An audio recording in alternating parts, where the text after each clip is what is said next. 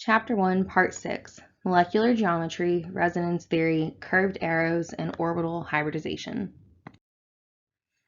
So, molecular geometry, we kind of referenced briefly in the last video. In organic chemistry, there are not that many molecular geometries that you have to know. So, one of our main ones is carbon that has 4 single bonds. That geometry is going to be tetrahedral. Carbon that has a double bond is trigonal planar. And carbon with a triple bond is linear. So remember, with tetrahedral, you can kind of think of this as like a little pyramid. So if you were to take a model of this tetrahedral molecule and place it in your hand, all of these hydrogen atoms would be touching your hand, but the carbon would be up, and so would that hydrogen. It would create kind of like a little mini pyramid. If you look at the carbon with a double bond, this molecule is trigonal planar, which means that these two carbons are in line with each other. They're in the same plane, and everything coming off of them is in the same plane. So all 6 of these atoms are all lying in the same plane. This means that if you made a model of this molecule and laid it flat in your hand, all 6 atoms would be touching your hand. And then lastly, the carbon with the triple bond is completely linear. So they are in the same plane and just flat out in the same line. So you have hydrogen to carbon to carbon to hydrogen, linear. Let's go over hybridization. An atom or molecule that is tetrahedral has sp3 hybridization at that atom. Trigonal planar is going to be sp2 hybridized, and linear is sp hybridized. These are the only 3 molecular geometries and 3 hybridizations that we're going to worry about in organic chemistry. Lastly, let's look at the bond angles. The bond angle from hydrogen to hydrogen is going to be 109.5 degrees. For trigonal planar, that bond angle is 120. For linear, it's 180.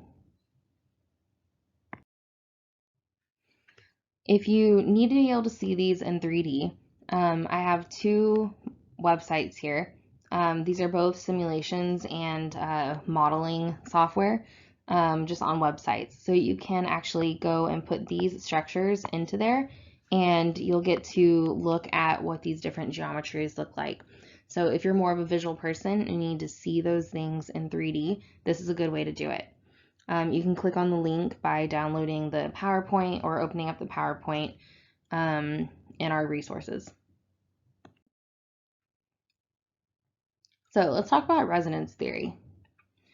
Resonance forms allow us to describe molecules for which a single Lewis structure is inadequate.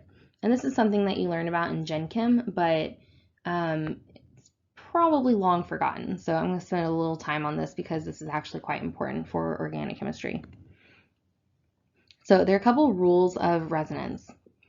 When you are drawing resonance forms, you can move lone pairs and pi electrons. We never rearrange atoms, meaning that the positions of the nuclei do not change, and we do not break any sigma bonds. If you break a sigma bond, which is a single bond, you're actually doing a chemical reaction. You're rearranging the atoms. In a resonance form, we are not rearranging anything. We're just moving lone pairs and pi electrons to demonstrate the delocalization of those electrons. Also, when you have 2 resonance forms, use the double-headed arrow between them to indicate that they are resonance forms, meaning that they are fairly equivalent and represent the same molecule. So, for example, let's look at the carbonate ion. So, carbonate is carbon with 3 oxygens, and the accepted Lewis structure for this molecule looks like this. So we have 2 single bonds and 1 double bond. But these electrons that are on these oxygens that are singly bonded can actually be used to create a double bond, which pushes these electrons up to that oxygen. Basically, what we're saying is that we have these three oxygens, and none of them are more special than the other. They're all actually sharing the same electron density equivalently. But our original Lewis structure doesn't show that. What it shows is that there is a pi bond between carbon and oxygen A, while there is only a single sigma bond between carbon and oxygen B and carbon and oxygen C. So we can draw resonance forms that show that that's not true. So if we take a pair of electrons and use them to create a double bond between oxygen C and carbon, that leaves two lone pairs on that oxygen. Oxygen B is unchanged. Oxygen A is now drawn as a singly bonded oxygen. And we can do the same thing with oxygen B. We can take two of those lone pair electrons, use them to create a double bond, take the 2 pi electrons that are in this double bond and push them up on oxygen C.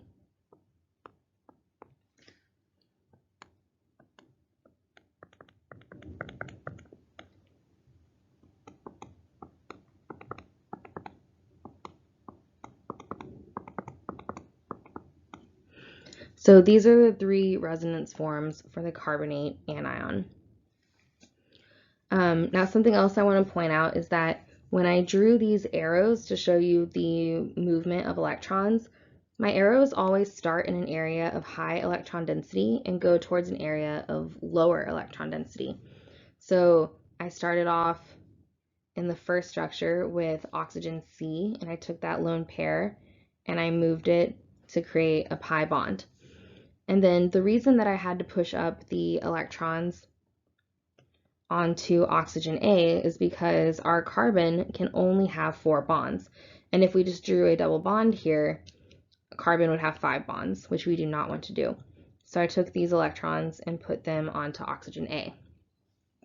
And then I just did the same thing around the circle. We're going to go over how to use curved arrows a little bit later in this video, but this is a really important skill that you're going to use all the time in organic chemistry.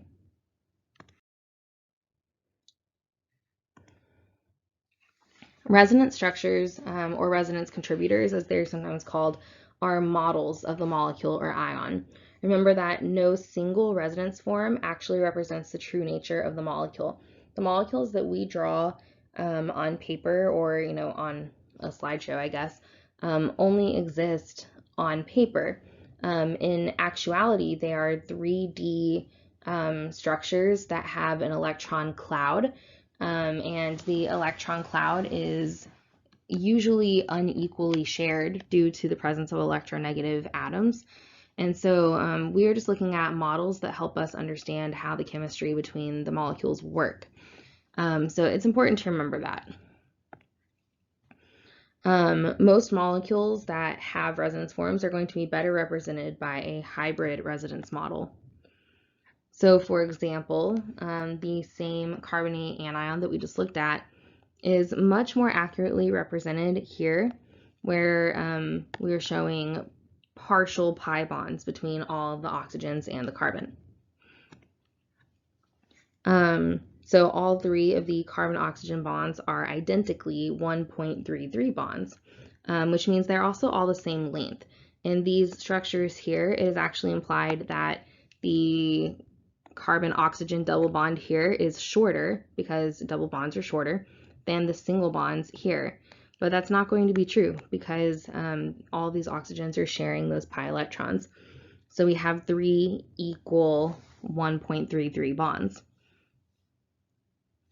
Also, they all have a partial negative, rather than assigning the true formal negative to each oxygen. Although if you're asked to draw the Lewis structure of carbonate, this is what you draw.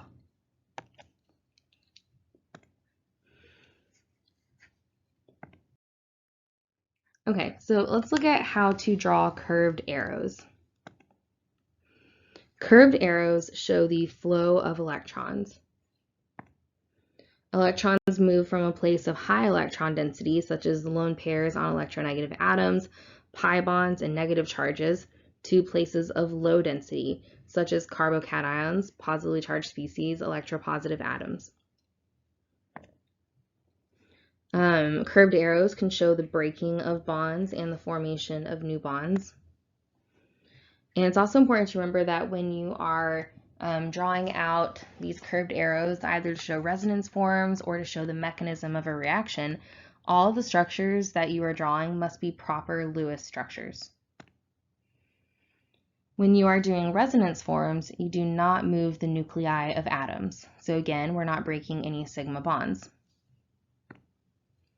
In mechanisms for reactions, which will come later, you can move a lot of things because the rules are different. You are showing a molecule changing from one molecule to another. That goes way past resonance. So let's look at a little practice problem here. The question is, are all three of these structures related through resonance? Go ahead and pause and look at them yourself and see if you can draw out any sort of arrows that connect these three structures. So, are all three of these structures related through resonance? Let's take a look. So the only resonance forms that we can draw here are going to involve the movement of pi electrons. And so each of these have a single double bond. So we can take those pi electrons and use them to create a double bond here. And if we do that, that's going to take away electrons from this purple carbon here, which will make it positively charged. And so this is actually how we get to the next structure. Now, in order to get to this structure, we would somehow have to relocate a hydrogen atom. Notice that the green carbon only has one hydrogen on it in both of the structures we've looked at so far. And the red carbon has 3 hydrogens on it. But in this next structure, the red carbon has 2 hydrogens, and the green carbon has 2 as well. So these are clearly not resonance structures. Additionally, the pi electrons over here cannot make it to that carbocation. They can only move over one position, and doing that does not take the electrons here. So this structure actually does not have a resonance form at all, at least not a valid contributor. So the answer again is these two are, and the last one is not related. Let's look at some examples of how curved arrows can be used to show the flow of electrons. So one example that you're probably very familiar with by now, since you just finished in Chem 2, is what happens when a weak acid is put into water.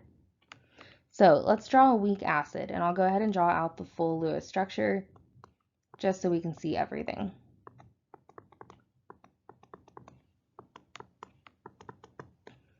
So the structure that I'm choosing to draw is acetic acid, and I'm going to draw water.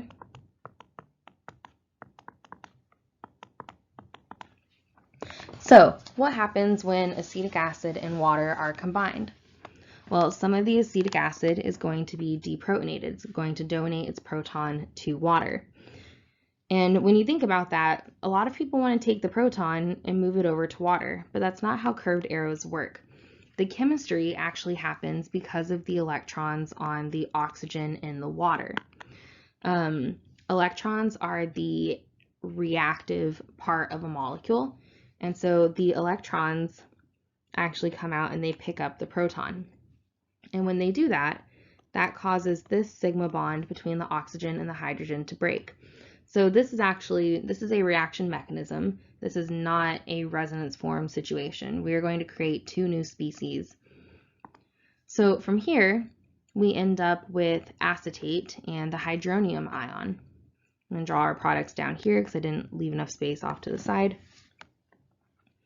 So all of the hydrogens on the carbon framework are still in the same place.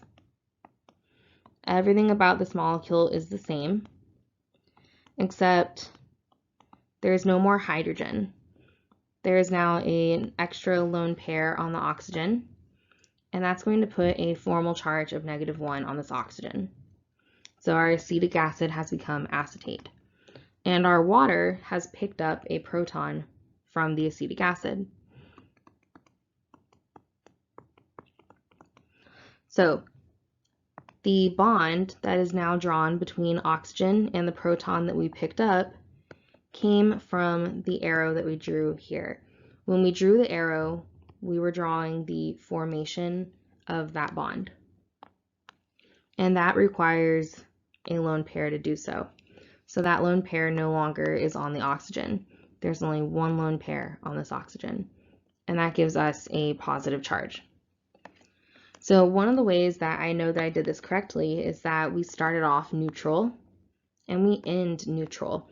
Even though each molecule is individually charged, -1 and +1 equals 0.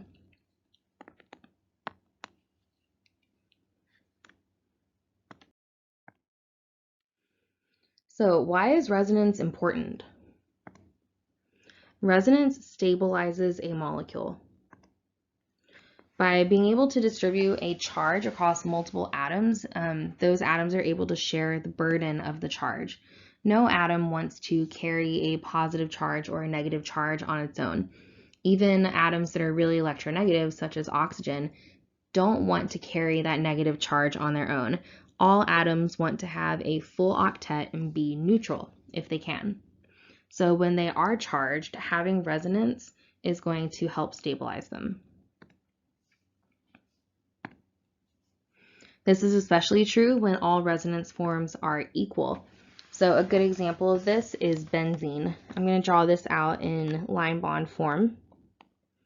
Benzene has 6 carbons in a cyclic structure and alternating double bonds.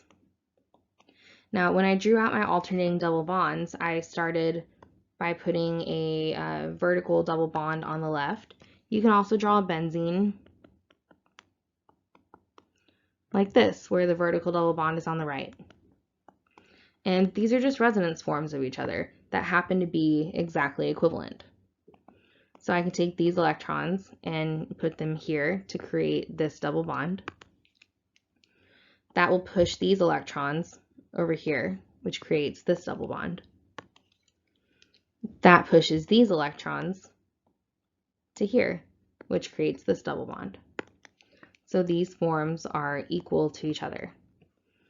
And so this is actually why benzene is very, very stable and not very reactive. You learn about reactions with benzene in organic too.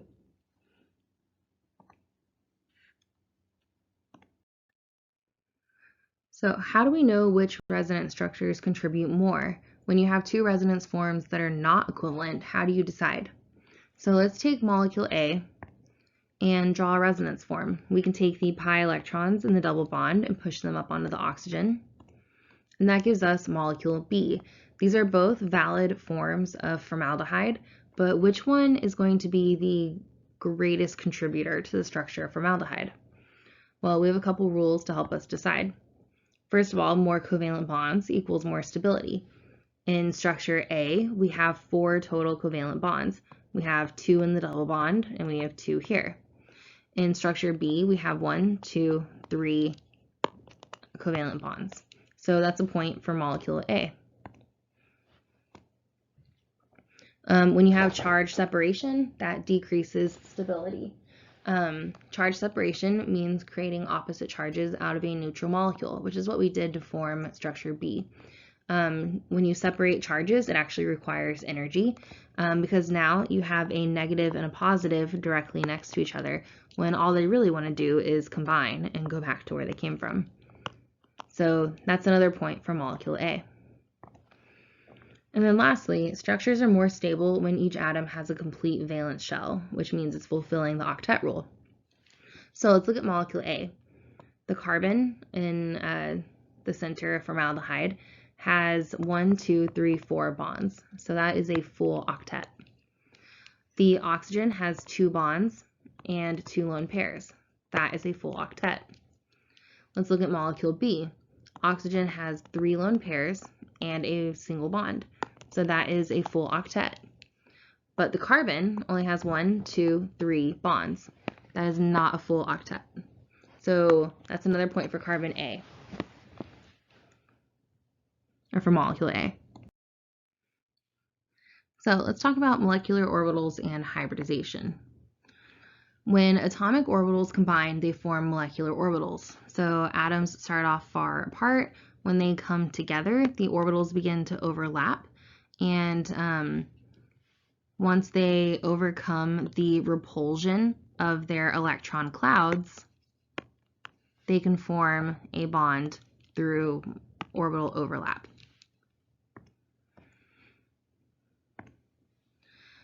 These orbitals will then hybridize to minimize electron pair repulsion, which is what they were experiencing down here. Remember that electrons do not want to be together. If they are negatively charged, they are the same. They're not going to be attracted to each other.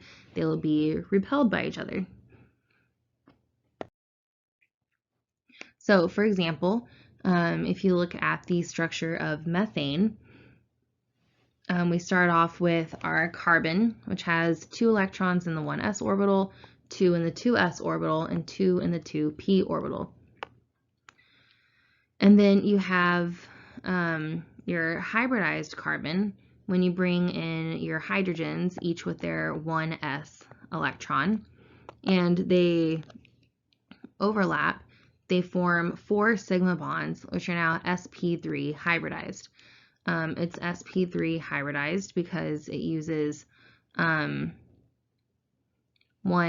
orbital and all 3 p orbitals to accomplish this. So the overlap between the 1s orbital of the hydrogen and the sp3 orbitals on the carbon form sigma bonds here.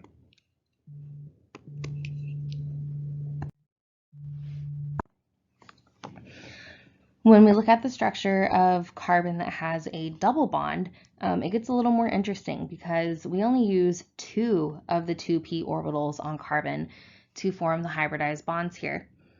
So the orbitals represented in blue are the hybridized sp2 orbitals that carbon has created in order to form a bond with the hydrogens with their 1s orbitals.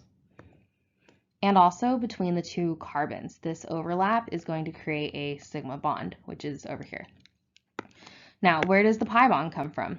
The pi bond is really interesting. It's going to use the 2 unhybridized p orbitals that are left over. Remember, in an sp2 orbital, we are using 2 of the 3 p orbitals that exist. So there is still 1 unhybridized p orbital. And when these are in parallel to each other, they create a pi bond, which is illustrated here.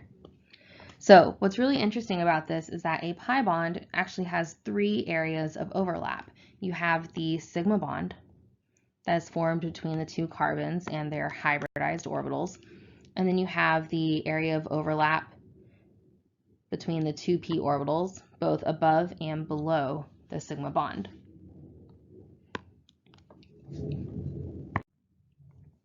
In a triple bond, it is sp hybridized, and so you're only using 1 of the p orbitals, which means you end up with 2 unhybridized p orbitals. So the same thing as before, those hybridized orbitals are going to overlap to create sigma bonds. So these are all of our sigma bonds that are formed. Notice that's the linear portion of this. And then the rest of it is p orbital overlap, our unhybridized p orbitals, which is better shown here than I probably could have drawn it myself. So we have overlap above and below for one of the pi bonds, and then we have overlap to the left and to the right for the other pi bond. So this is creating kind of like a cylinder of p orbital overlap around the sigma bond, which is cool. So a summary of hybridization. An sp orbital is 50% s character and 50% p character. An sp2 orbital is 33% s character, 66% p character. and sp3 is 25% S and 75% P character. And that's all that you really need to know about molecular orbitals and hybridization for organic chemistry. And this is the end of chapter 1.